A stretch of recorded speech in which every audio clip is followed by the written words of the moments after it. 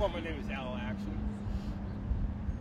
On the street, they used to call me Action Al, so I just reversed it because I live a different life now. I grew up in the housing project of Mission Hill. You know, kids can be cruel. I was receiving a little bit of ridicule because of the way I talked.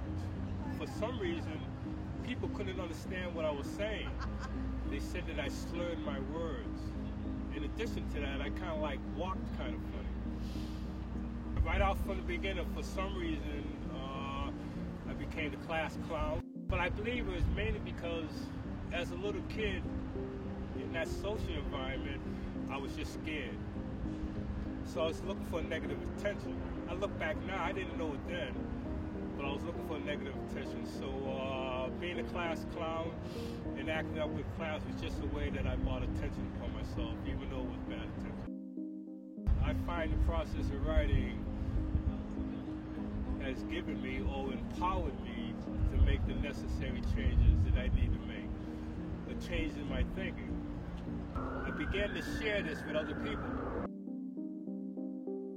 Okay, so my name is Sarah Willig, and I was a very weird child, I think, growing up. I thought about a lot of things I think other people didn't think about, and very concerned with how what I did and said might affect other people.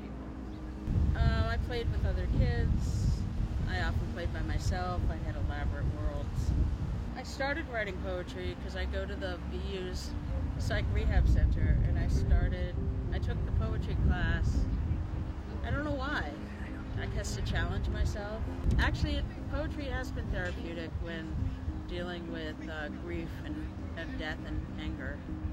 I was living in a shelter on Long Island. And I was either in a program on Long Island, I was in the shelter on Long Island, or I was living in Pine Street, or I was living on the street. I think there's always been a connection between advocacy and poetry. I mean, Langston Hughes was definitely in that category. I've always loved his stuff. I always loved reading poetry. I think there's always been poems that make me think. Howl, Bob Dylan songs are definitely poems. He's always been a social advocate. I'm in the process of writing a exploratory manual, if you will, on how other autistic people can train their own service dogs. I started it because I've done that, and I looked up manuals online, and the assumption, it seemed to me, was that we are unable to train our own service dogs for us, or that we'd be going to agencies to train them for us, and then parents or guardians would be the handlers and not us, which I think is ridiculous.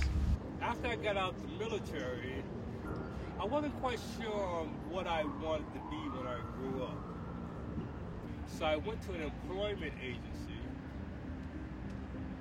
and they gave me some psychological testing on issues relating to work, but particularly issues relating to me and possible talents and gifts that I might have, that I might or might not know about. So I took the test, and it came back conclusively that I should consider being a filmmaker or storyteller. I was used to living in darkness, but when I came into the light and began to feel the heat, and began to live in a bed, began to be able to take a shower every day, and I came out of isolation, I started to count my blessings.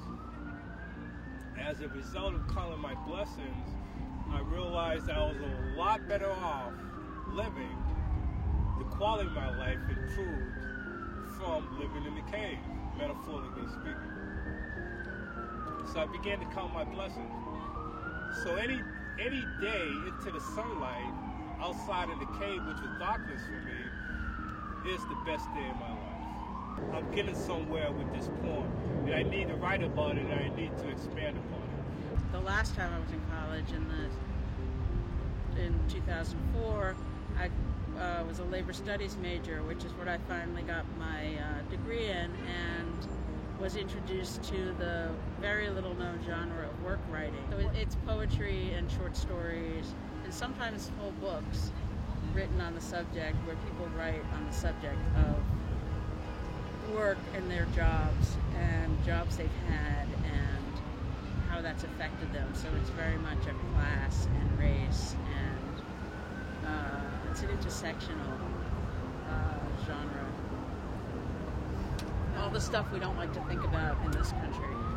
So most of the things that I have written, I verbally say at one time during the day. Either it has to do with my identity, my true identity, or it has to do with counting my blessings that I have in life, or it has to do with positive words that keep me healthy, physically, emotionally, and spiritually. But there's another aspect to it also. When somebody asks me, Al, how are you doing? It's the best day of my life. It has an effect on them too. I see it. I see it in their eyes. I can hear it in their voice. Sometimes I'm writing for me, like the grief poems, but I guess sometimes I'm writing for other people. It's interesting to see it in print.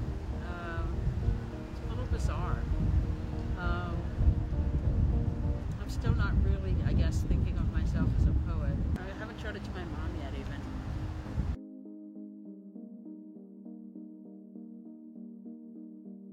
I need a deadline. I like being with other word artists. I like that we read other poets and other writers. I desperately need a deadline. I need for Cheryl to say, okay, next week, bring in this version, a rewritten version of this, or next week I want to see this section of the Service Dog book. It can't be open-ended with me. When I got to the creative writing class at St. Francis on Thursdays, 10 o'clock to 11:30, I became a member of a troupe, a writer's troupe. Not only could I share the things that I wrote, but I could also listen to what other writers were writing and the process that they went through. But when I started to come out of isolation and listening to other people on how their writing process was established, or even reading other pieces of other people's essays or poems, and added to my experience, I'm probably getting a 4-year education out of that creative writing class at St. Francis.